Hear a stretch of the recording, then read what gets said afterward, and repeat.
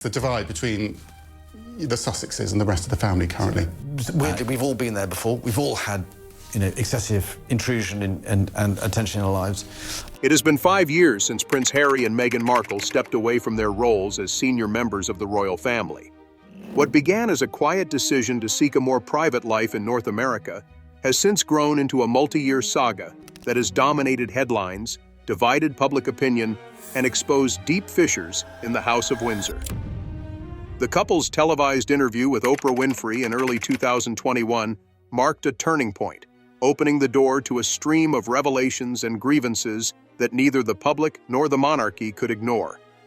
From Harry's best-selling memoir to their Netflix docuseries, the Sussexes have redefined what it means to exit the royal fold, and in doing so, they've left the institution scrambling to adjust. Through all of this, Prince Edward remained largely out of the spotlight. The youngest child of Queen Elizabeth II and Prince Philip, he has long been known for his quiet commitment to duty and a reluctance to wade into family controversies. While other royals issued statements, took on public-facing roles in defense of the monarchy, or simply became entangled in the media fallout, Edward maintained a steady course. He continued his work with the Duke of Edinburgh's award, supported youth initiatives across the Commonwealth, and offered no public commentary on the turbulence that surrounded his nephew and niece-in-law. That silence, though, did not go unnoticed. As commentators dissected every gesture and glance from senior royals, some began to speculate about Edward's role behind closed doors. Reports surfaced suggesting that he, along with his wife Sophie, now the Duchess of Edinburgh, had acted as intermediaries at times, quietly trying to bridge the divide between Harry and the rest of the family. While never confirmed, these rumors painted a picture of Edward as a soft-spoken stabilizer, someone attempting to preserve what remained of family cohesion without adding fuel to the fire. The monarchy, meanwhile, endured a series of profound transitions. The passing of Queen Elizabeth in September 2022 marked the end of a historic reign. With King Charles III ascending to the throne and the spotlight increasingly shifting toward Prince William, the roles of other royals came under renewed scrutiny. Edward, finally granted the title Duke of Edinburgh in March 2023, took on additional responsibilities with little fanfare, continuing to embody the kind of quiet duty that defined his parents' legacy. But silence only holds for so long. In recent weeks, renewed attention has turned toward Prince Edward, not because he sought it, but because the dynamics between the royal family and the Sussexes have again entered public conversation. Meghan Markle's appearance on a podcast hosted by entrepreneur Jamie Kern-Lima on 28 April 2025 reopens old wounds in a new way. The interview, promoted as a conversation about female empowerment, quickly became a lightning rod for controversy. During the podcast, Meghan spoke openly about the challenges she faced in her acting career, the stereotypes she had to navigate, and how public life shaped her sense of identity. While she did not name any members of the royal family, the subtext of certain comments, particularly those about being silenced or expected to shrink herself, drew sharp interpretations. The timing of the appearance, combined with the personal nature of the topics discussed, fueled speculation that the Duchess was again drawing attention to the hardships she associated with her time inside the royal institution. Controversy intensified when it was revealed that a gift sent by Meghan to Jamie Kern-Lima included a note signed with the title, Her Royal Highness, the Duchess of Sussex. Though technically accurate, Harry and Meghan retained their HRH styles, though agreed not to use them publicly following their departure in 2020. Critics argued this violated the spirit of that agreement. The backlash was swift. Tabloids seized on the detail. Commentators questioned whether this was a calculated branding move. Supporters dismissed the uproar as overblown, pointing out that the title had not been used commercially. Adding to the intensity, this podcast followed closely on the heels of Meghan's own new series, Confessions of a Female Founder, launched earlier in the month. The project, which focuses on her journey as an entrepreneur and features other female founders, was already facing scrutiny for its tone. Some praised it as a platform for authentic conversations about leadership and identity. Others criticized it as overly self-referential and lacking nuance. With the Lima interview, tensions once again flared, not just between the Sussexes and the public, but within the palace itself. It was in this context that Prince Edward's recent remarks gained attention. While attending a youth award ceremony in Manchester, a reporter asked him whether he believed reconciliation between the Sussexes and the royal family was possible. Edward, never one to offer sound bites, took a moment before responding.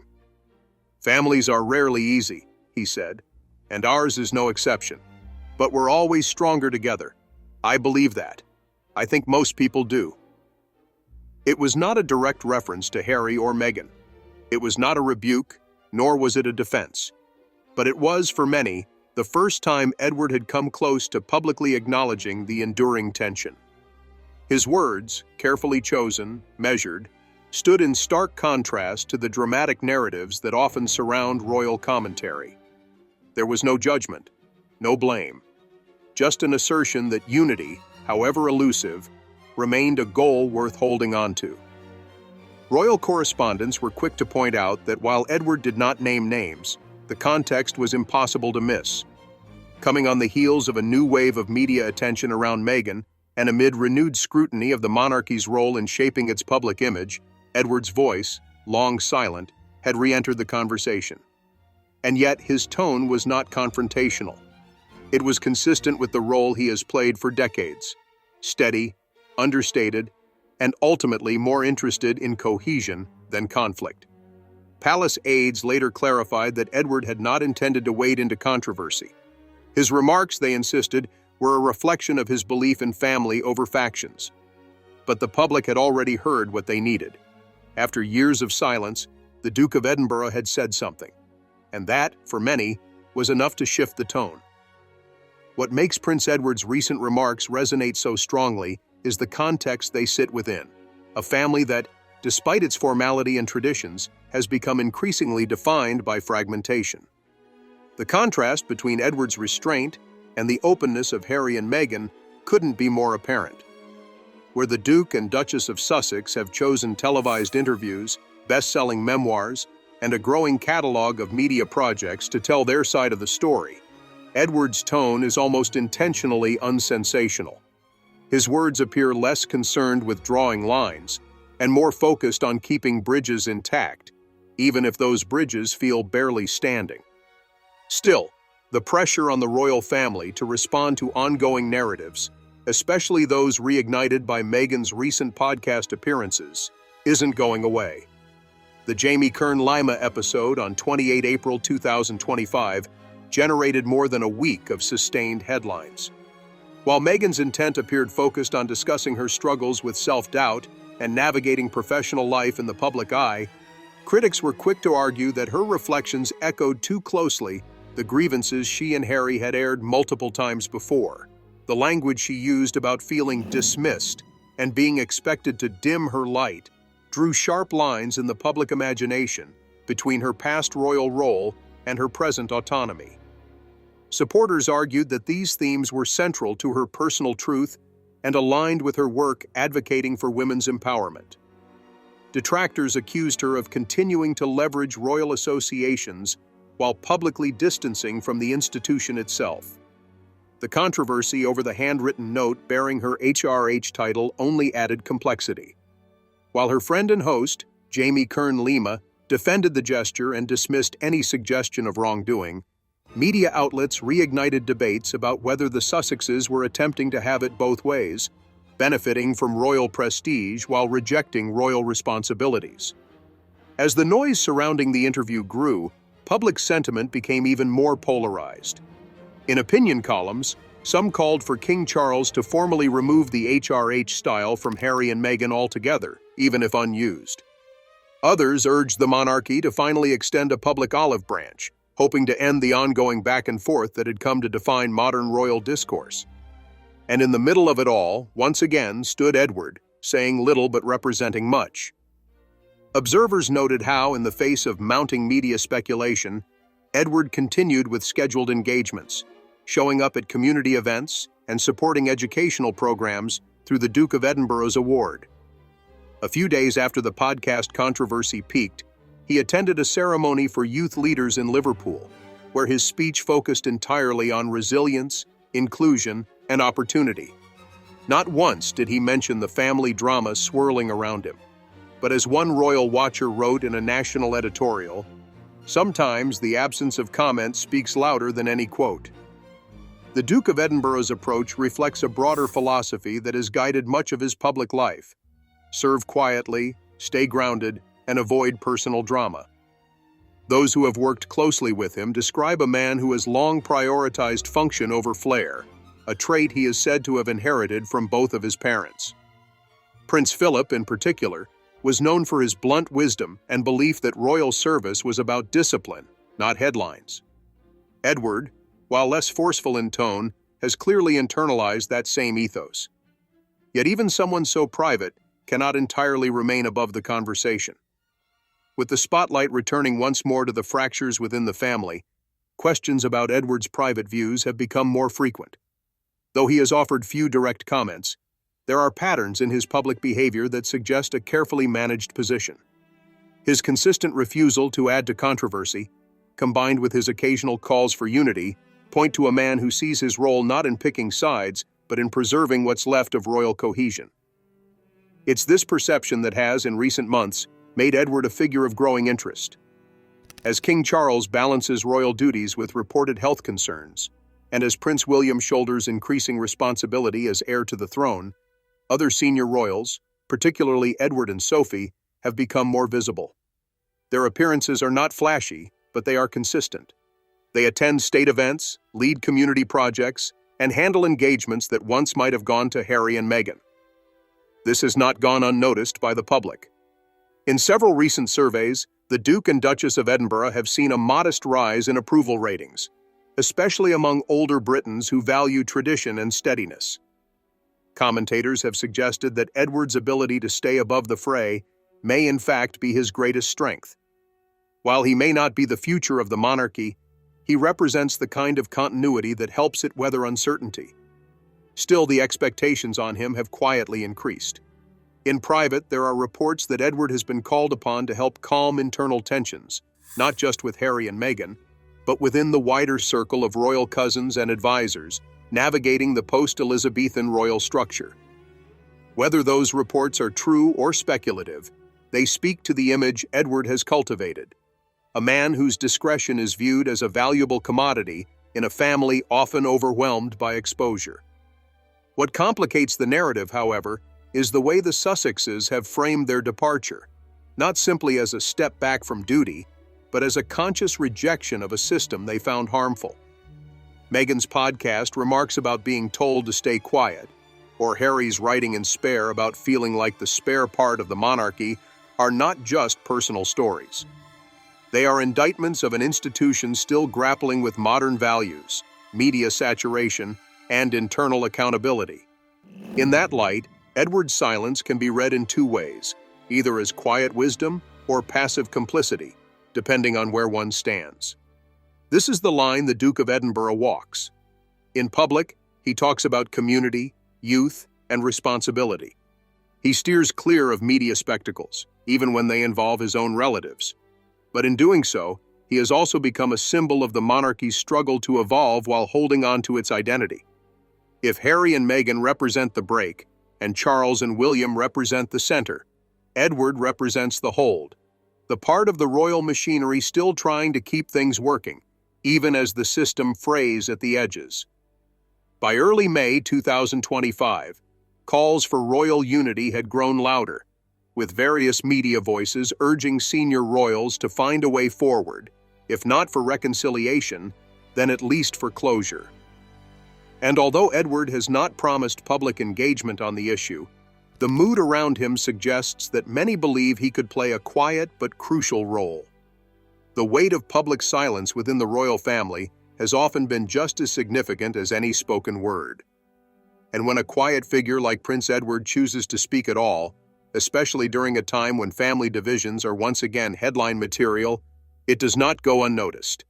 Following the renewed attention generated by Meghan Markle's appearance on Jamie Kern-Lima's podcast, and the discussion it stirred about royal expectations and identity, Edward's few but careful words have been read as a signal, one that doesn't confront, but instead acknowledges the discomfort shared by all sides. The timing of the podcast interview and the HRH gift note controversy placed the monarchy back under the lens of media scrutiny. Edward, in the days following these developments, remained outwardly focused on his scheduled public duties. He continued representing the Duke of Edinburgh's award and met with young participants across several regions. He did not deviate from his standard tone. He did not reference the media noise. But it was during an exchange with journalists at one such event, casual, unscripted, yet sincere, that Edward briefly addressed the broader family dynamics. His remark that families are rarely easy and we're always stronger together drew immediate interpretation. There was no mention of names. There was no call for reconciliation or critique of past actions. But the mood around his words and the backdrop against which they were spoken gave them significance. Analysts quickly drew comparisons to his earlier, brief acknowledgement of the family rift as very sad, suggesting this new statement was a continuation of his effort to remain principled and neutral while still human. In a media landscape accustomed to either full silence or full disclosure, Edward's tone offered something different. It was thoughtful but distant, warm but formal. And while it did not provide clarity on the status of personal relationships, it provided context, a reminder that not all responses need to be loud to be meaningful. This approach has shaped how Edward is increasingly viewed, not just as a working royal, but as someone whose reliability and absence from scandal give his occasional words added weight. In recent months, royal commentators have observed how his consistency has allowed him to gain quiet prominence. As King Charles delegates more ceremonial tasks, and as Prince William focuses on preparing for future leadership, Edward and his wife Sophie have taken on a growing number of representational roles, especially those requiring sensitivity. His remarks followed a moment where the royal family was once again being asked to define its position, not officially, but symbolically. Meghan's remarks in the podcast were introspective, centered on self-worth and public pressure. But the way certain phrases were received, phrases about being diminished, managed, or misread, felt familiar to audiences who had followed the couple's earlier interviews and public statements. While no accusations were made directly, the themes echoed much of the language used in previous critiques of royal life. The media narrative that followed reignited debate around the royal institution, its internal dynamics, and the question of whether healing was still possible or if the separation was now permanent. Edward did not respond to those debates. He did not enter the fray. But his brief statement, grounded in the idea of families needing time and understanding, was enough to redirect attention, if only momentarily, from confrontation to reflection. Within palace circles, Edward's tone has long been appreciated for its steadiness. He has been assigned sensitive engagements, particularly those connected to community outreach, youth development, and charitable representation. This trust is not accidental. His work with the Duke of Edinburgh's award, which has grown under his leadership to include more diverse communities and digital access pathways, reflects a clear focus on long-term social impact rather than public visibility. And in a time when many institutions are being questioned for their relevance, Edward's approach is seen by some as a quiet example of how tradition can evolve through service. Meanwhile, public interest remains fixed on what role, if any, other royals might play in repairing the family breach. Edward's consistent refusal to speak critically of Harry and Meghan, coupled with his broader calls for unity, has placed him in a unique position, not as an intermediary in the formal sense, but as someone whose words carry a tone many people are hoping to hear more of. There is no evidence that Edward has participated in any reconciliation efforts beyond what has been publicly observed. There are no confirmed reports of private meetings or coordinated discussions involving him. But what the public and media continue to observe is a man who remains present, who has never withdrawn from royal life, and who has chosen to navigate the complexities of a modern monarchy without public grievance. This stance has drawn both appreciation and critique. Some see his restraint as dignified, preserving the sanctity of private relationships in a family that is, above all, human. Others believe that continued silence from senior royals contributes to a culture of avoidance. But Edward's consistent message that families are not easy and unity is worth aiming for has found its place amid the noise. His remarks have also prompted a broader conversation about the roles of secondary royals in maintaining stability. With the monarchy navigating new pressures, shifts in public trust, ongoing debates about accountability, and generational divides, figures like Edward and Sophie have come to symbolize continuity. Their appearances are seldom controversial. Their tone remains aligned with tradition. And in times of uncertainty, that consistency becomes a form of reassurance. There has been no follow-up from Edward on the subject since his comment in Manchester.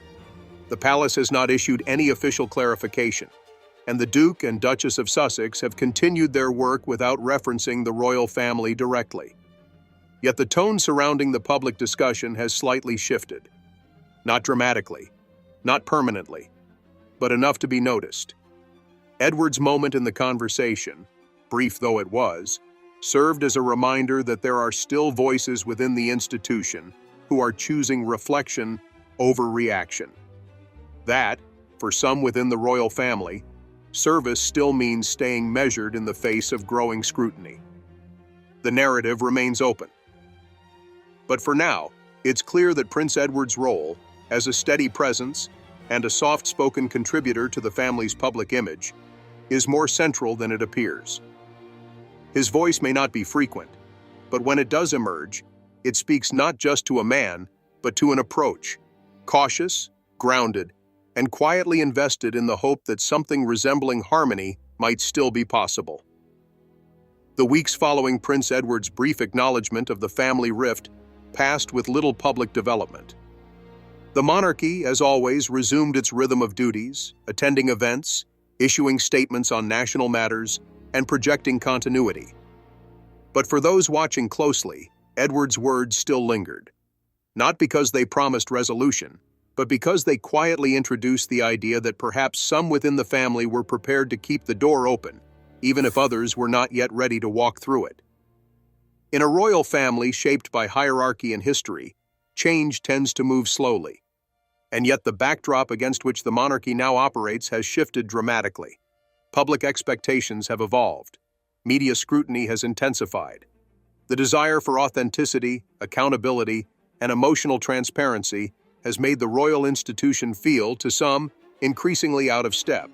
And in that space between tradition and change, figures like Edward have found renewed relevance, not as reformers, but as quiet stabilizers. Edward's role, while understated, has become increasingly symbolic. His presence at royal engagements has taken on a new meaning, not because he is next in line, but because his tone represents something different from the louder public narratives. He is not offering criticism, but he is not denying reality either. He continues to attend youth events, charity engagements, and ceremonial functions with the same consistency that has defined his public life. But now, the weight of his calm presence carries a subtext that resonates more than it once did. Meanwhile, the conversation around Prince Harry and Meghan remains unresolved. Their projects in the United States continue, including philanthropic work and commercial ventures. Meghan's recent media appearances have generated new waves of attention, not only for what she said, but for how those words were interpreted. The gift controversy involving the HRH title reignited old debates, and her podcast reflections reminded audiences of how personal and painful the couple's royal experience had been.